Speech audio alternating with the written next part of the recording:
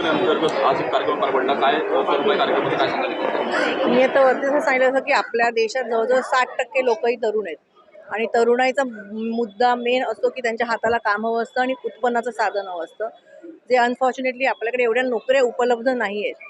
पण state government आणि central गव्हर्नमेंटच्या खूप स्कीम्स आहेत ज्या लोकांपर्यंत पोहोचू शकत नाही आहेत आणि ज्याच्यामुळे तुम्ही उद्योग करू शकता स्वतः.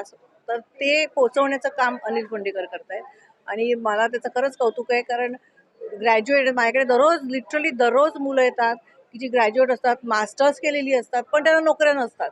म्हणजे तुम्ही एवढं एक तर आई वडील शिक्षण देऊन खर्च करून लोन काढून शिक्षण देतात, पण नोकऱ्या उपलब्ध नसतात.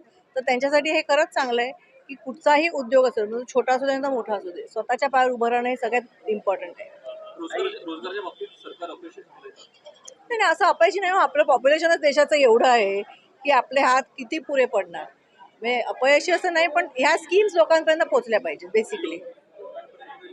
तरी प्रश्न असा आहे की मागील 2 दिवसांपूर्वी याच बेरोजगारीच्या मुद्द्यावर संसदेमध्ये आंदोलन जे आहे ते काही तरुणांकडून करण्यात आलं.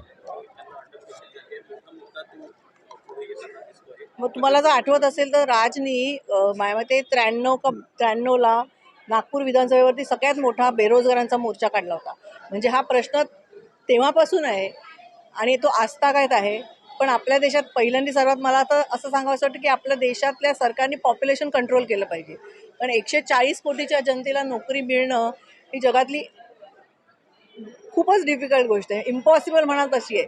त्याच्यामुळे पहिलं पॉप्युलेशन कंट्रोल करायला पाहिजे आणि मग उद्योजक निर्माण केले पाहिजेत किंवा ह्या स्कीम्स लोकांपर्यंत पोहोचवल्या पाहिजेत.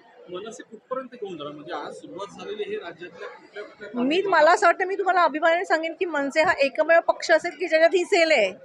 ही सेल, रोजगाराची सेल, ही मला वाटत नाही कुठच्या दुसऱ्या पक्षात आहे. आणि आमच्या पक्षात ह्या सेलमध्ये विविध लोक काम करतात. जसं हे काम करतात, तसंच आपले भैसने काम करतात. म्हणजे खूप लोक आमच्या पक्षात आहेत की जे ह्या सेलवरती काम करतात. मी आता त्यांना अगदी आत्ता सांगितलं लिस्टमध्ये, ही खरंच सुंदर आहे.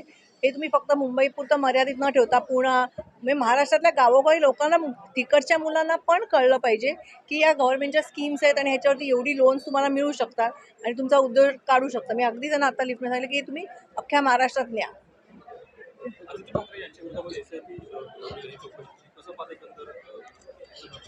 मला असं वाटत नाही की आदित्य असं काही करेल. त्यामुळे चौकशा काही लावू शकतात. आम्ही पण ह्याच्यातनं खूप गेलोय.